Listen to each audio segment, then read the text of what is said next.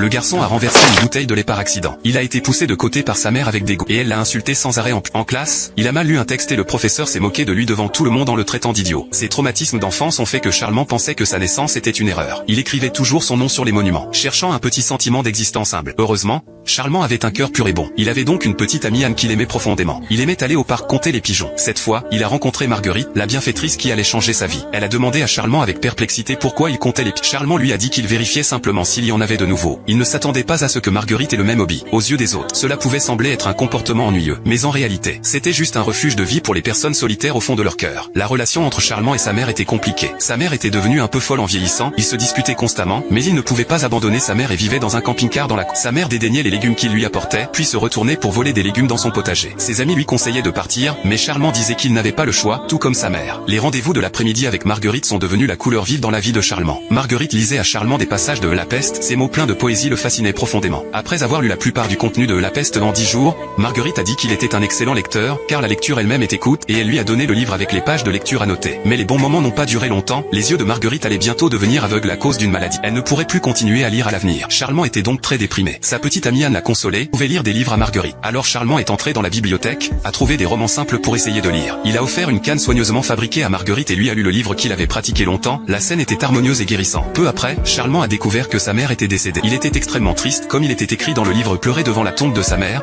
comme un chien abandonné. En s'occupant des funérailles, l'avocat lui a dit que sa mère avait travaillé jour et nuit pendant des années, avait acheté la maison au propriétaire pour la lui laisser, et avait aussi laissé une boîte en fer. Dans la boîte en fer il y avait ses vêtements d'enfant, sa sucette, une photo jolie de ses parents, et aussi un morceau de cordon ombilical desséché. À ce moment-là, il a compris l'amour profondément caché de sa mère. Charmant voulait dire cette nouvelle à Marguerite, mais il a appris qu'elle avait été emmenée par son neveu. Après plusieurs difficultés, il a trouvé Marguerite dans une maison de retraite sombre et délabrée, et l'a emmenée loin de là. Charmant et Marguerite se sont rachetés mutuellement, leur rencontre n'avait rien à voir avec l'amour romantique, mais était remplie d'un amour profond.